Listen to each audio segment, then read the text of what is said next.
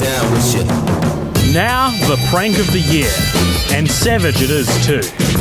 On closer inspection, a delight becomes a fright for the phone company. I'm really disappointed about the whole thing. Now look at this. Look carefully. Telecom, Telecom, and sux, sux. Oh yes. Ain't nothing to work out. Ain't nothing to know. Ain't no way you can grow unless you let go. Ain't nothing to work out. Welcome back to Prank of the Year. In the last episode, we delved into a weird memory from my childhood about Paul Holmes, Telecom New Zealand, and a sabotage Christmas card with a hidden message. Rewatching the Holmes clip 25 years later challenged my initial assumption that the painting's artist, Mr. Gray Dixon, had hidden the anti-Telecom message himself. As Paul Holmes had described, The artist assures us none of this was on the card when he submitted it to Telecom, and he's mad about it. this was also reported by other journalists at the time. With virtually no information online, I took a walk to the Central Auckland Library during a lunch break one day and was given a crash course in using a microfiche reader by the incredibly helpful staff at the research centre. After a bit of spooling, swiping and skim reading, I landed on an article from our biggest newspaper, the New Zealand Herald. The article was nestled snugly on page 2 of the Thursday the 23rd of December 1993 edition, the day after the Holmes broadcast. Written by Rochelle Lockley, the article, titled Prankster Hits Cards, went into more detail about the sequence of events. Mr. Dixon said from Dunedin yesterday that he was horrified when the sabotage was noticed by a friend who had received a card. He said the prankster had obviously taken great care to alter the original painting before the cards were printed. But the Holmes clip also got me thinking about what my 10-year-old self would have thought about Telecom as a company back in the early 90s. Around this time, Telecom's marketing seemed to have a strangely animal-centric focus. A bit of YouTube research unearthed a plethora of TV ads featuring stock footage of nature documentaries set to upbeat pop songs from the 60s and 70s, bookended by whatever promotion Telecom were pushing that week. After all she's done for you, doesn't Mum deserve a bit of support? Why don't you give her a call tonight and catch up on old times? It costs so little and means so much to keep in touch with your mum with Telecom. And then there was Spot, the ubiquitous Jack Russel terrier that served as Telecom's canine mascot in print and TV ads, as well as other marketing collateral.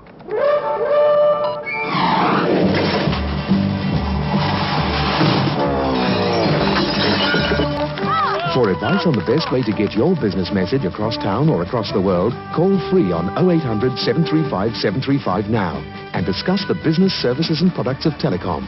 That was quick, Spot. You must have flown across town.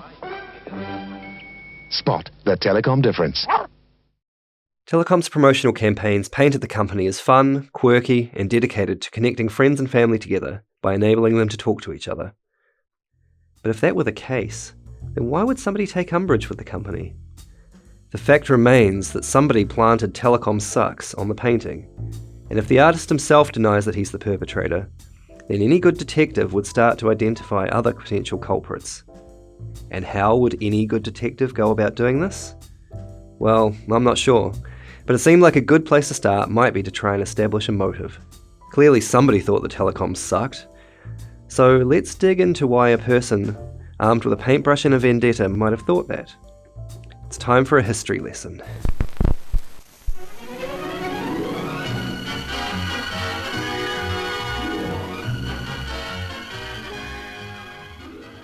I feel that I should preface this with a disclaimer.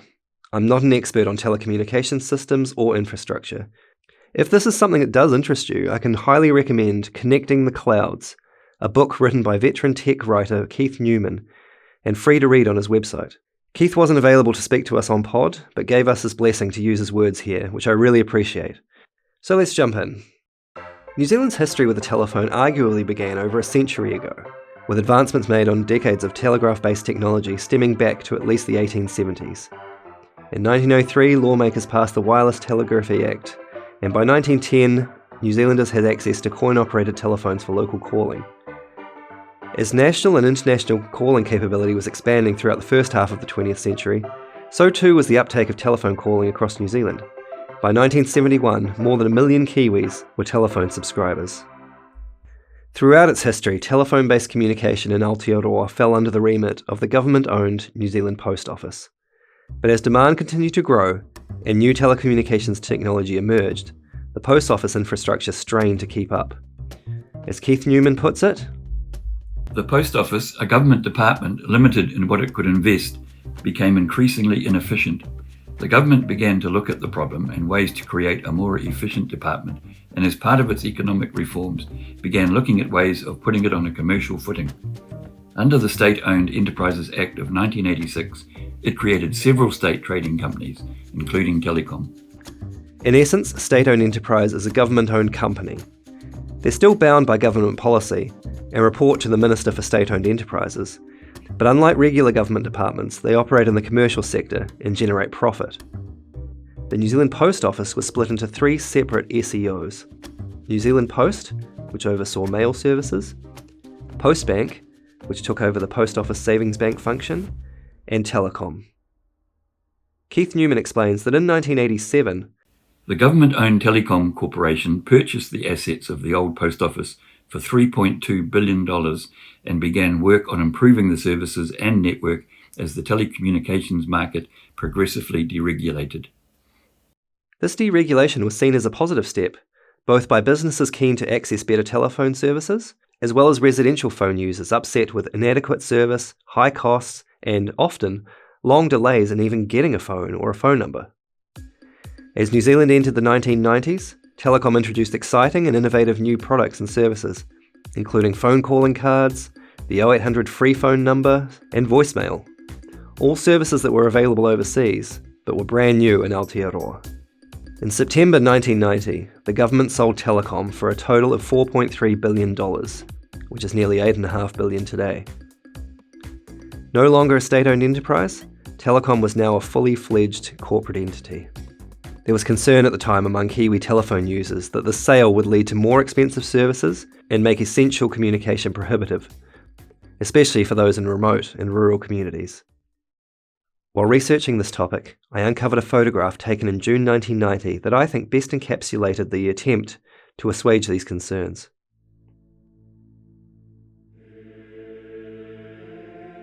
It's a stark, black and white image of a man, an unidentified public servant, standing solemnly in front of a large stone tablet almost as tall as he is. The stone plinth bears the New Zealand government crest, with 3 blocks of text chiselled above it, the 3 pledges that Telecom has committed to with its sale. 1. Free local calling will remain available to all residential customers.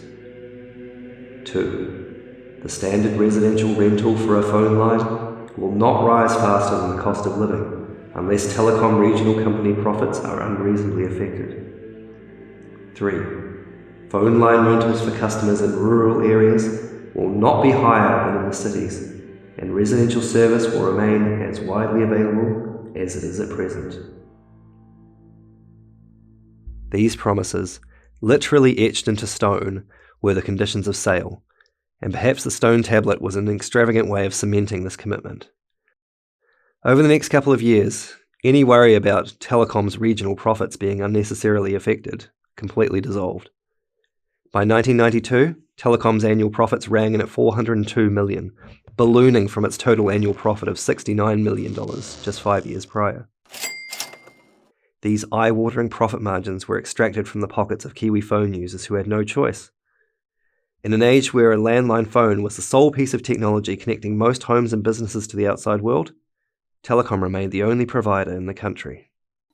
This was a complex organisation that was going through a major transformational process, and my job was to ensure that both localised questions such as why the phone's out in West Auckland, but also broader questions about the process and what was going on, were answered appropriately. The voice you just heard is Dr. Chris Galloway, who today is a senior lecturer at the School of Communication, Journalism and Marketing at Massey University. In 1993, Dr. Galloway was part of the media relations team at Telecom. I think there was a negative perception due to the fact that there was initially no competition. And Telecom was the telecommunications arm of what had been the post office, and was still trying to turn itself into a modern communications company rather than just be the phone branch of a government organisation. So there was a lot of adjustment that was required, improvement of standards in all sorts of ways. The company was still the organisation that people loved to hate. I can recall one afternoon a talkback host said to her audience, ring up with your Telecom horror stories. And their switchboard must have lit up because there were lots and lots of people who were sending their complaints in. One of the things that I sought to do as the media relations manager was to build, wherever possible, face-to-face relationships with the people in the media, so that I was more than just a name on a contact list. And that meant that I quite often went to talk to, sit down with reporters and journalists of various kinds. There was one morning after Telecom had just raised the price on one of its products where we had sent out a news release on this. This was on the telephone handset rentals. I took 3 phone calls from radio hosts, including Paul Holmes, before I even got out of bed. That was not what I expected, but that was all part of the job at the time. Our podcast is focused on a very small incident that happened at Telecom, the defacing of the Christmas card. Do you have any recollection of this incident at all? None at all. 1992 also saw the appointment of a new chief executive officer, Roderick Dean, a stalwart of New Zealand's economic and state sector. In the early 1980s, Dean rose through the ranks of the New Zealand Reserve Bank and played a key role in the constitutional crisis of 1984, which is a topic complex enough for its own podcast. Dean was appointed to the State Services Commission in 1986 and is regarded as the architect of the public sector reforms which led to the State-Owned Enterprise Act passing into law. A year later, in 1987, he became the chief executive of the Electricity Corporation of New Zealand, or Electrocorp as it was known back then, the largest SEO at the time. Dean's accomplishments before, during and after his tenure at Telecom are impressive, and he was recognised for his service in 2012 when he was appointed a Knight Companion in the New Zealand Order of Merit. We reached out to Sir Roderick for an interview, but perhaps unsurprisingly, he declined our invitation. In spite of Telecom's conditions of sales, its record returns, and its CEO's many accomplishments, Telecom and Roderick Dean himself were not without their critics in the early 1990s. In December 1994, writer Mary Holm published a profile of Dean in New Zealand's Listener magazine. He has been a key advocate and key player in New Zealand's transition to a more market-driven economy. He does what needs to be done. Although his reputation has earned him admiration in some circles, others have pointed to the aftermath of massive layoffs. Hatchet Man, they have called him, or Dr. Death. Sir Robert Muldoon said of him, his principal defect is an inability to comprehend the importance of his policies on people. To use former Prime Minister Muldoon's words here, the policies affecting people were tied to increasing efficiencies and streamlining of Telecom's workforce. And while much of this downsizing occurred under the watch of Dean's predecessor, Peter Troughton, it was Dean that saw most of the industrial action that was to follow. In February 1993, 10 months before the Christmas card incident, Telecom announced a substantial restructure, an article titled "Job Losses Despite Big Profits," which was published in the Sunday Star newspaper on the 21st of February that year, summed up the overall sentiment of this announcement nicely. Telecom announced a massive staff reduction program which will see numbers cut by more than 5,000 in 4 years, despite announcing a record third-quarter profit. Chairman Peter Shirtcliffe made the announcement when releasing Telecom's December quarter results, which showed a record $121 million profit. Clearly, this record $121 million profit, a direct result of Telecom's deregulation, was pleasing to Telecom's executives and stakeholders. But how did Telecom's staff feel about the change of approach? More on that after the break.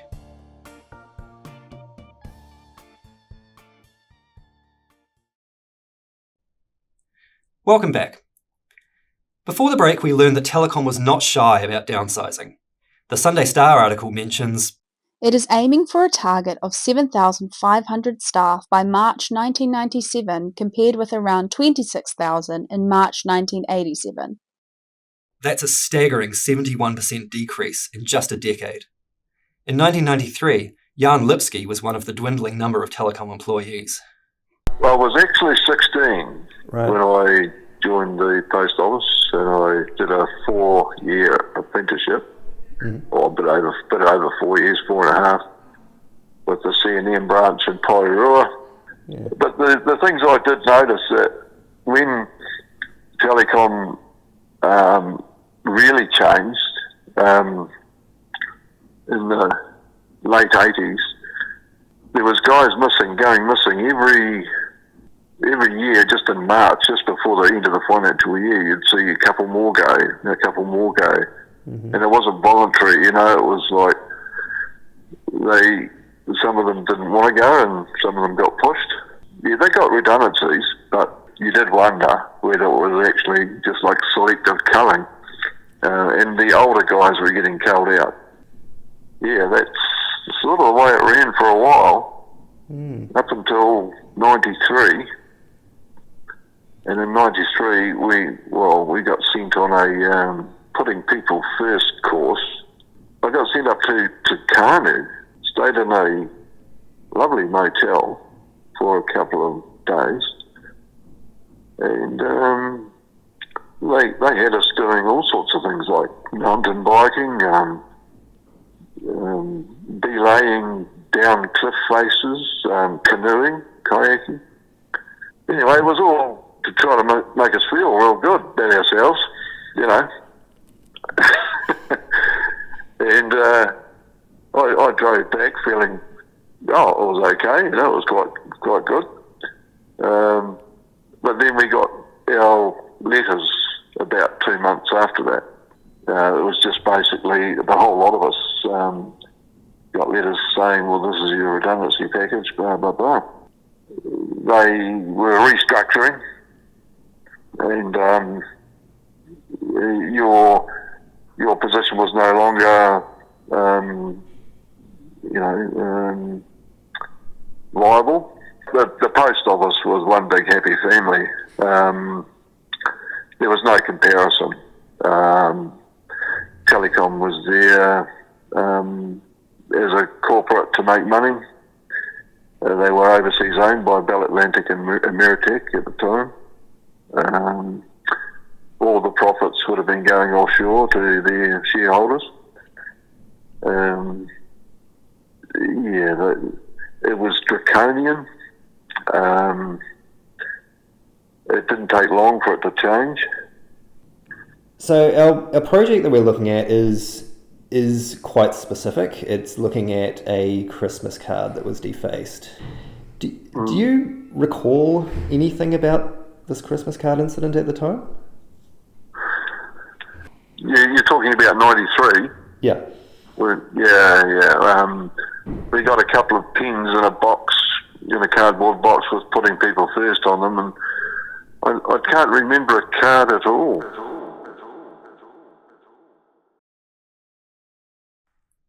As we were putting this episode together, our working title for it was Why Telecom Sucked.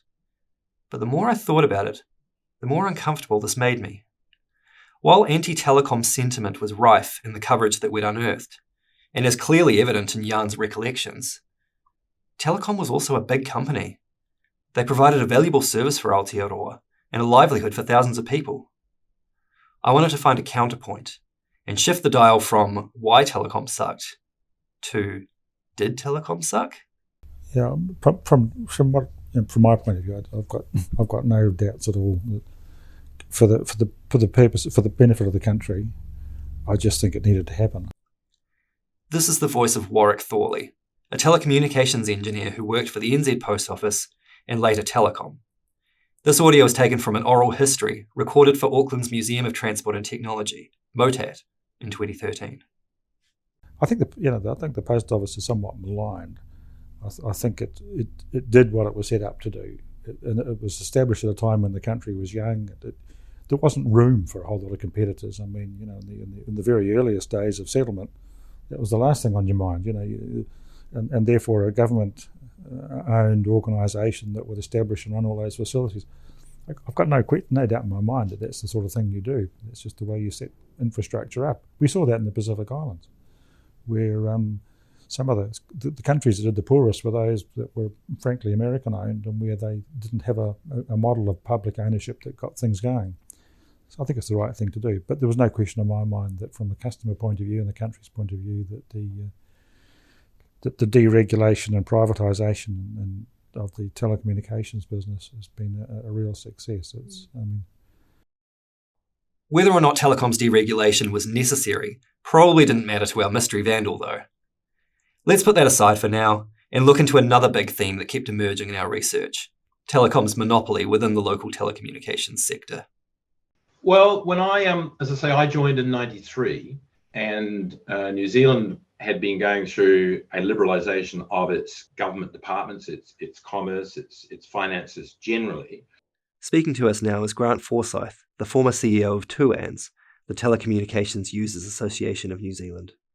But that was in a world context in which particularly telecommunications across many countries were being liberalised. Most people saw Clear as the organisation which really opened up the market, brought innovative solutions.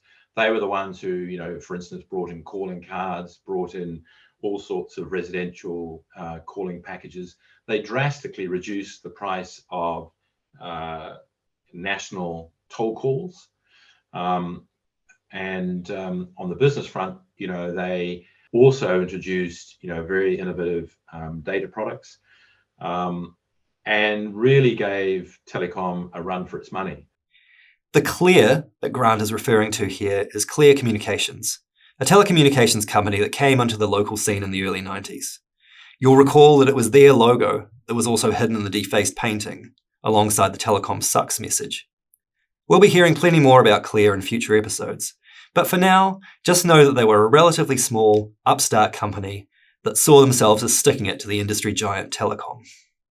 And so Clear did garner a lot of kudos and support, particularly from the business community, for its innovation and for its obvious need to battle Telecom.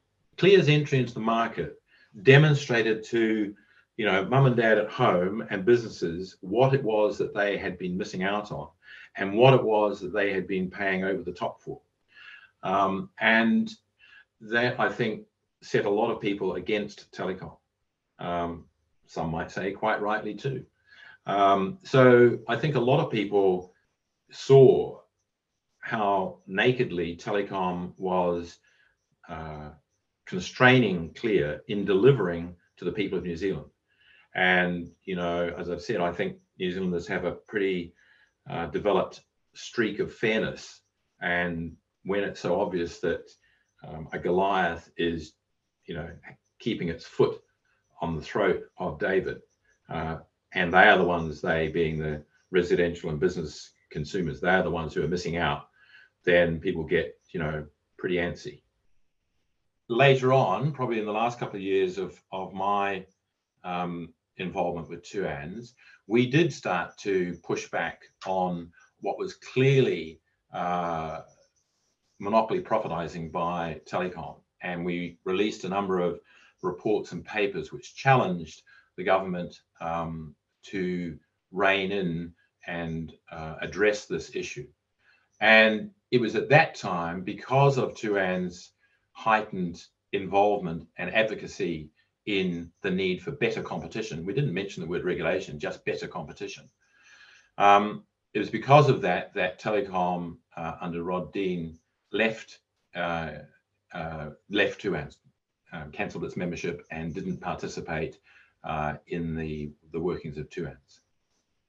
But yes, it'd be fair to say that I was made fully aware by Mr. Dean of his displeasure at the course that 2ANZ was taking in advocating for change.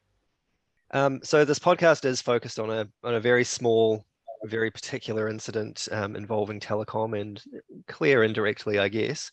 I've sent you some information about it, but this was not something that you recall happening at the time?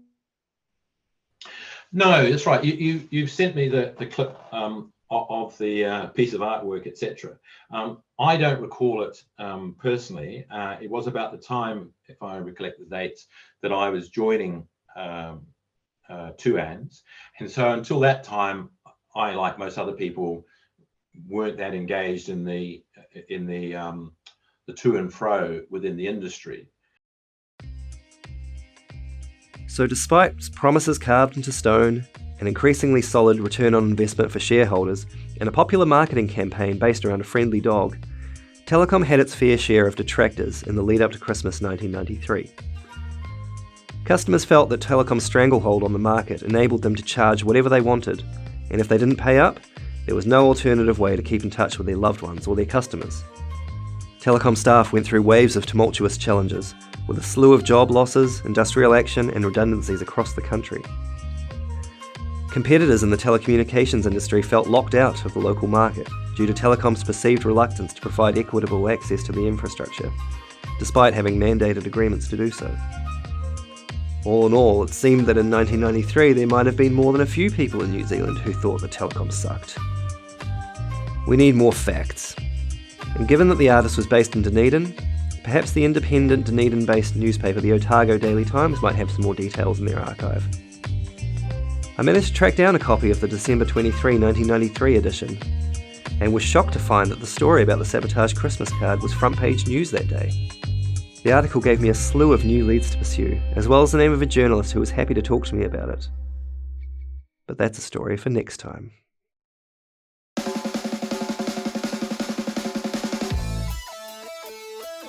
If I knew that tomorrow would be the last day that I live. On the next episode of Prank of the Year.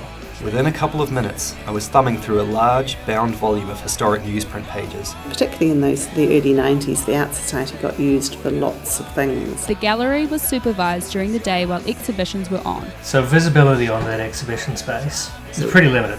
Prank of the Year is written and produced by Luke Watkinson and me, Craig Major. Thanks in this episode go to Rochelle Lockley, Keith Newman, Dr. Chris Galloway, Jan Lipsky, Warwick Thorley, Roland and Simon at Motat's Walsh Memorial Library, Grant Forsyth, and Ryan Wolfe at Brevity Studios. Maddie Mitchell was the voice of the NZ Herald and Sunday Star articles. Terry Hoban was the voice of Keith Newman's Connecting the Clouds excerpts. Nicola Peppercorn was the voice of the New Zealand Listener article. Our opening theme song is Let Go by Kong Fui. Closing music is Cliché by Deluxe Boy.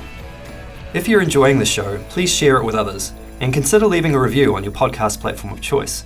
It really does help, and we appreciate it. Don't forget to subscribe so you don't miss future episodes. Do you know anything about the defaced Telecom Christmas card? We'd love to hear from you. You can get in touch with us directly and anonymously by email at telecomsux1993, all one word, @gmail.com.